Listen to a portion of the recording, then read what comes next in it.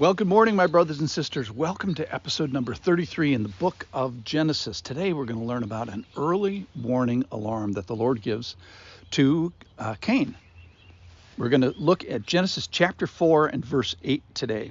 So, yesterday, we were struck by the generosity of God in his interaction with the errors of Cain. So, he offers an unacceptable offering to the Lord, and the Lord helps him. So the Lord saw, the Lord interacted, the Lord speaks, and the Lord tells him that his offering and the offerer himself, Cain himself, was unacceptable. And the Lord has no regard is how it is phrased. So join me in Genesis chapter 4, and we're going to do the second half of verse 4. And the Lord had regard for Abel and his offering. That's his brother, and the Lord likes his offering. So the Lord has regard for Abel and his offering, but for Cain and his offering he had no regard. So Cain was very angry, and his face fell. The Lord said to Cain, "Why are you angry? And why has your face fallen? If you do well, will you not be accepted? And if you do not do well, sin is crouching at the door. Its desire is contrary to you, but you must rule over it." And then most generously, the Lord, after seeing Cain's unacceptable sacrifice, he offers him, hey, you can change here. If you do well, won't you be accepted? I will accept you. I will accept your offering if you change and get better and get a better attitude. And he says to Cain these great words: sin is crouching at the door, and you must rule over it.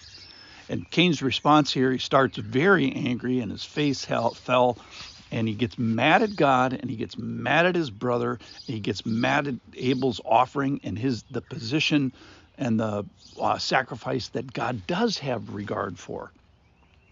So this is a tension point. And, in the story, we say, well, how is this going to end? So Cain has done wrong. He's got the wrong attitude. He's got the wrong face. He's got the wrong offering.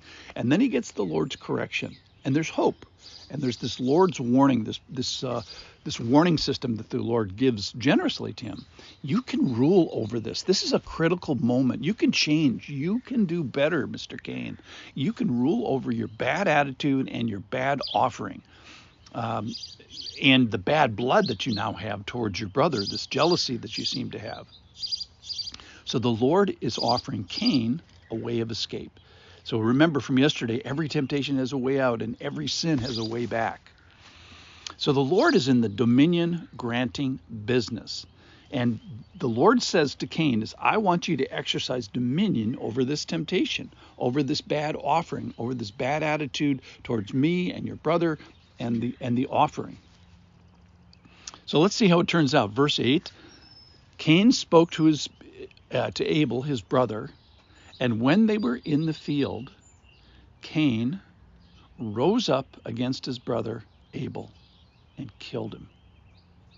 So of interest, he speaks first to Cain, and maybe he explained why a mere man thinks this way, and at a brother that he's justified in the bad offering, the bad attitude, and the bad blood between them. But he rises up and he kills his brother's Abel.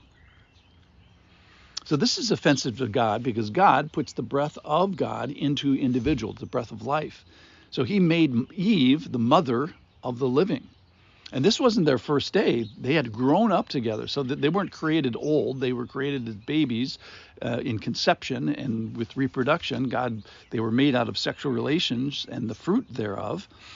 And Cain's action here usurps the position of God by placing mankind in the driver's seat. And this is no place for an individual to decide against another individual and take the life of another individual. Now, there is a role for society to do so, specifically for those who have violated this command of don't kill your fellow people. And rulers bear that responsibility for punishing and taking life, sometimes by taking of the life that took the life.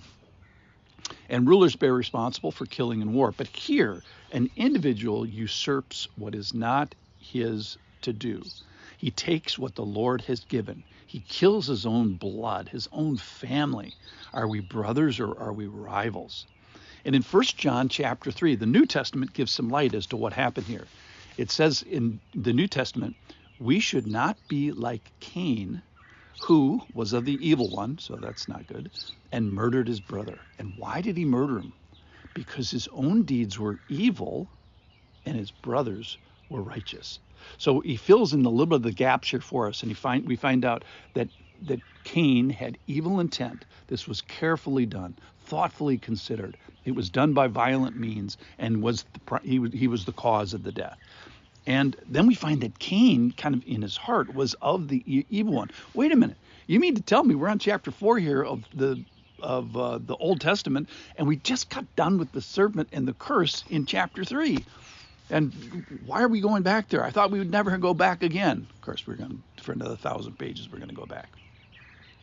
So you might be saying, hey, at least I'm not a killer. Well, don't forget what Jesus says. You have heard that it was said to those of old, you shall not murder, and whoever murders will be liable to judgment. But I say to you, this is Jesus talking, I say to you that everyone who is angry with his brother will be liable to judgment. Who insults his brother will be liable to counsel. And whoever says you fool will be liable to the hellfire. So just a couple of conclusions today. Number 1, don't take a life. Number 2, Jesus fleshes that out in Matthew chapter 5, and he says, don't just not take a life, but don't be angry. Number 3, don't treat your family like rivals. They're your blood, they're your family. Number 4, don't give a poor offering of either attitude, attendance, or amount. And then the most important thing is don't reject the Lord's way of offering a way back. So every sin has a way back, and every temptation has a way out. So sin still crouches, but there's a way back. And let us not ignore the Lord's early warning alarms. Thanks for listening.